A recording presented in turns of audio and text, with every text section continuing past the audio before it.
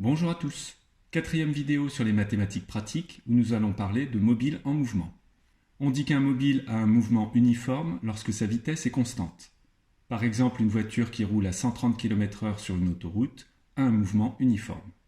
Par contre, une voiture à l'arrêt à un stop qui va accélérer jusqu'à 90 km/h ne suit pas un mouvement uniforme puisque sa vitesse va varier. La formule la plus importante est celle qui relie la vitesse, la distance et le temps, et qui est donnée par vitesse égale distance divisée par le temps. Cette formule est très simple à mémoriser puisque généralement les vitesses sont en km par heure. On a donc bien une distance sur un temps, ou en mètres par seconde, donc à nouveau une distance sur un temps, et en utilisant les notations du système international, une vitesse est le rapport d'une longueur sur un temps. À partir de cette relation, on peut en déduire que la distance, c'est la vitesse multipliée par le temps, ou dit autrement, la distance parcourue est proportionnelle à la vitesse et au temps. Dans les exercices, vous trouvez principalement deux types de mouvements, le mouvement rectiligne, donc par exemple deux trains qui se croisent, et les mouvements circulaires, avec par exemple des exercices sur les aiguilles d'une montre, ou des sportifs qui tournent autour d'un terrain circulaire. Alors commençons par un premier exercice avec un seul mobile. On a un cycliste qui a prévu de faire 60 km en 3 heures, et à la moitié du chemin, il constate que sa vitesse est de 2 km par heure inférieure à ce qu'elle aurait dû être. À quelle vitesse doit-il rouler sur la seconde moitié pour arriver dans le temps voulu? Pour ces exercices, il est conseillé de faire un petit schéma. Donc, par exemple ici, de représenter le départ du cycliste, la moitié du chemin et l'arrivée. Sur la première partie, on a les trois variables, la vitesse, la distance, le temps. On peut déjà dire que la distance c'est 30 km, puisque c'est la moitié du chemin complet. Il faudra ensuite relire plus attentivement l'énoncé pour savoir si c'est à partir de V1D1 qu'on va trouver le temps 1, ou si c'est à partir de D1T1 que l'on va trouver la vitesse V1. Sur la deuxième moitié, on a donc V2, D2, T2. D2 vaut 30 km. V2, c'est l'inconnu, puisqu'on cherche à quelle vitesse il doit rouler. Et donc, c'est la connaissance de D2 et T2 qui permettra d'en déduire V2. Alors, plus précisément, on va réussir à trouver la vitesse sur la première moitié du chemin. À partir de D1, on pourra donc en déduire T1, donc le temps que le cycliste met à parcourir la moitié du chemin. Comme il doit faire le parcours complet en 3 heures, ça permettra de trouver le temps qu'il doit mettre sur le second chemin. Et en utilisant D2, on aura V2. Alors on peut maintenant passer à la rédaction de l'exercice. Le cycliste avait prévu de faire 60 km en 3 heures, ce qui veut dire une vitesse de 60 divisé par 3 est égale à 20 km par heure. Mais comme il constate que sa vitesse est de 2 km par heure inférieure à ce qu'elle aurait dû être, il roule donc à 20 moins 2, c'est-à-dire 18 km par heure. On a V1, on a D1, on peut en déduire T1, en utilisant la relation T1 égale distance divisée par vitesse. Dit autrement, le temps est inversement proportionnel à la vitesse. Plus vous allez vite, moins vous mettrez de temps. Et donc ici, on obtient 30 divisé par 18, qui s'écrit 5 tiers lorsque vous simplifiez par 6 le numérateur et le dénominateur. On vient donc de trouver T1. Comme il avait prévu de faire le parcours en 3 heures, il lui reste 3 heures moins 5 tiers, c'est-à-dire 4 tiers d'heure, pour parcourir les 30 km restants. Donc le temps 2, c'est 3 heures moins le temps 1. Comme on connaît la distance D2, on va pouvoir en déduire la vitesse. Pour ça, il suffit de faire la distance divisée par le temps, donc 30 divisé par 4 tiers, qui est égal à 30 fois 3 quarts, et on obtient 22,5 km par heure. On a utilisé la formule vitesse égale distance divisée par le temps. Alors passons maintenant à un exercice avec deux mobiles qui vont dans le même sens. On a deux piétons qui partent d'un même endroit, l'un à 8 heures, l'autre à 8h15. Donc vous avez très souvent un décalage de départ dans les exercices. Le premier fait 80 pas à la minute et le second 90. Sachant que 1000 pas du premier représentent 800 mètres et seulement 700 mètres pour le deuxième, à quelle heure les deux piétons seront-ils distants de 1 km? Lorsque vous avez deux mobiles, première chose à faire, c'est de regarder quelle est la distance qui va les séparer lorsque c'est le dernier qui part. Donc on commence par regarder au bout de combien de temps le deuxième est parti. Donc ici, 8h15 moins 8h, ça fait 15 minutes. Et on peut en déduire la distance qu'aura parcouru le premier piéton pendant ces 15 minutes. Comme le piéton fait 80 pas à la minute et qu'il a marché pendant 15 minutes, il vient de faire 80 fois 15 pas. D'autre part, on nous dit que 1000 pas correspondent à 800 mètres. Donc on cherche à combien de mètres correspondent 80 fois 15 pas. Donc c'est ce que l'on appelle une règle de 3, donc comment on passe de là à là. Pour ça, il faut trouver un coefficient multiplicateur qui va être le même que le passage de 1000 à 80 fois 15. Une solution qui marche tout le temps, c'est de reprendre le terme qui est ici, donc 80 fois 15, et de diviser par le terme qui est en bas, 1000. Donc concrètement, si je fais 1000 fois 80 fois 15 divisé par 1000, le 1000 et 1000 vont se simplifier et j'aurai bien 80 fois 15. Le coefficient est le même de l'autre côté. Comme on veut que les deux piétons soient distants de 1 km, il manque 1000 moins 960, c'est-à-dire 40 mètres. Alors maintenant, tout dépend si les mobiles vont dans le même sens ou en sens opposé. Lorsque vous avez des mobiles qui vont dans le même sens, il va falloir soustraire les vitesses. En effet, imaginez que vous rouliez à 80 km/h et qu'une autre voiture vous double à 84 km/h. Quand vous regardez cette voiture par la fenêtre, vous avez l'impression qu'elle roule à 84 moins 80, c'est-à-dire 4 km/h. Inversement, si vous avez un mobile qui roule à 40 km/h et en sens opposé un véhicule qui roule à 50 km/h, s'il y a une collision, elle s'effectuera à la vitesse de 40 plus 50, c'est-à-dire 90 km/h. Comme dans l'énoncé, les temps sont en minutes, on va regarder les vitesses par minute. Donc chaque minute, la distance entre les deux piétons va augmenter ou diminuer. Donc ici, on regarde le nombre de mètres effectués par le premier piéton, donc qui fait 80 pas par minute avec le coefficient 800 sur 1000, comme on a vu tout à l'heure.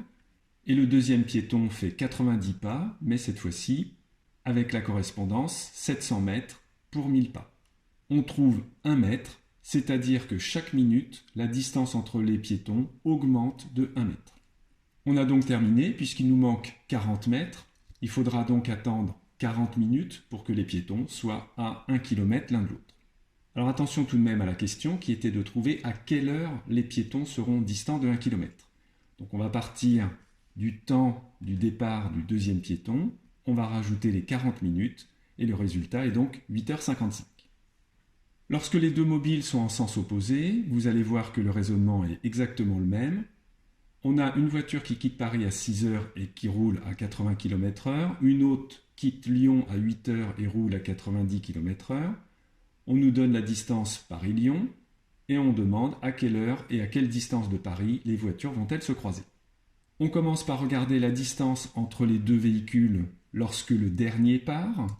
Ici, le deuxième véhicule part 2 heures après, 8h moins 6h, et donc la première voiture aura déjà parcouru 2 fois 80 km, puisqu'elle va à 80 km par heure, ce qui fait 160 km.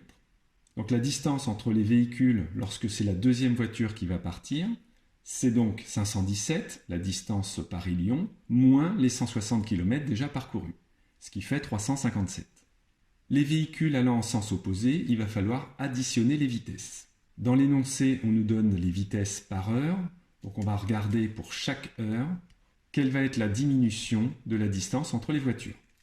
Donc on fait tout simplement 80 plus 90, et donc chaque heure, les voitures se rapprochent de 170 km. À nouveau, on a une règle de 3. Les voitures se rapprochent de 170 km en 1 heure. En combien d'heures vont-elles se rapprocher de 357 km? Je veux passer de cette ligne-là à cette ligne-là en trouvant le coefficient multiplicateur. Donc je le fais avec les deux qui sont connus, donc multiplié par, je prends le terme d'arrivée, donc 357, et je divise par le terme de départ, 170. C'est le même coefficient de l'autre côté. Et donc mon point d'interrogation vaut 1 fois 357 sur 170. On en déduit qu'il faudra 357 sur 170, qui fait 2,1 heures, pour parcourir la distance. Alors bien entendu, on peut convertir ce nombre-là en heures et en minutes. Donc on voit déjà le 2 heures, plus 0,1 heure.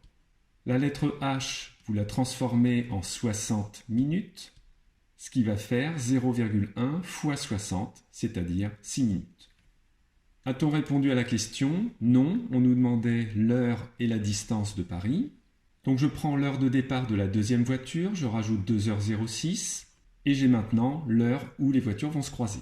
Comme 10h06 c'est pareil que 10,1 heures, je peux trouver combien de kilomètres a parcouru la première voiture qui est partie à 6 heures.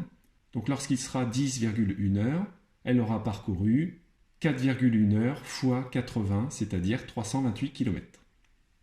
Alors passons maintenant à un mouvement circulaire. Donc on imagine une piste où un coureur va faire 3 tours en 8 minutes et un autre va faire 4 tours en 10 minutes. Ils partent ensemble d'un même point et on nous demande au bout de combien de temps se croiseront-ils s'ils vont dans le même sens. Et ensuite, même question s'ils vont en sens contraire. Pour se fixer les idées, voyons ça sous la forme d'une animation. Donc au temps 0, les deux coureurs sont au même endroit et lorsque les minutes vont défiler, le coureur 2 allant un peu plus vite que le coureur 1, il va petit à petit rattraper le coureur 1. Donc là, on est à la 10e minute. Alors on va voir qu'à partir de la 20e minute, il sera exactement à l'opposé du premier coureur. Donc voilà, ça va être le cas maintenant. Et en continuant à courir, il va rattraper le coureur 1. Donc la question c'est dans combien de temps? Alors avant de voir la fin de l'animation, essayons de faire ça par le calcul. Comme les coureurs partent en même temps au même endroit, il n'y a pas, comme dans les deux exercices précédents, de distance qui les sépare au début. Dans l'énoncé, on raisonne en minutes, donc on va regarder pour chaque minute quelle distance aura parcouru le premier et le deuxième coureur. À nouveau une règle de 3. Le premier coureur fait 3 tours en 8 minutes. Donc combien fait-il de tours en 1 minute? Il suffit ici de diviser par 8, c'est-à-dire de multiplier par 1 sur 8. Conclusion, chaque minute, le premier coureur parcourt 3/8 de tour. De la même façon, le deuxième coureur va parcourir 4/10 de tour, c'est-à-dire 2/5 de tour. Premier cas, les coureurs vont dans le même sens. On doit donc faire la soustraction des vitesses, ce qui revient à dire que chaque minute, le deuxième coureur va gagner 2/5 de tour moins 3/8 de tour, ce qui donne 1/40 de tour sur le premier coureur. Et donc pour qu'à nouveau les coureurs soient au même endroit, il faudra attendre 40 minutes. Alors je vous montre la fin de l'animation. Donc là on est à 35 minutes, 36, et on arrive au dernier tour où le coureur 2 rattrape le coureur 1, et effectivement au bout de 40 minutes, ils sont au même endroit. Si maintenant les coureurs vont en sens opposé, donc on va additionner les vitesses. Donc chaque minute, le deuxième coureur va gagner 2/5 plus 3/8, ce qui fait 31/40 de tour sur le premier coureur. Il faudra donc attendre 40 sur 31 minutes, soit 1 minute 17, pour que les coureurs soient à nouveau au même endroit. Donc le passage de 40 sur 31 à 1 minute 17, on verra ça dans l'exercice d'après. Alors terminons avec un exercice classique. Il est actuellement midi et on se demande à quelle heure les aiguilles vont se retrouver de nouveau l'une sur l'autre. Et deuxième question, quand est-ce qu'elles seront à angle droit? Alors commençons par une animation. Donc on a ici l'horloge avec les deux aiguilles, donc je peux faire varier les heures et les minutes, et je peux également faire varier les secondes. Première question, à quel moment les deux aiguilles vont à nouveau être superposées? Donc augmentons les minutes. Au bout de 64 minutes, les minutes ont pratiquement rattrapé les heures, 65, et à 66, elles ont dépassé. Donc je reviens à 65, et maintenant je vais ajuster les secondes. Donc il faut que l'angle fasse 360 ou 0 degré,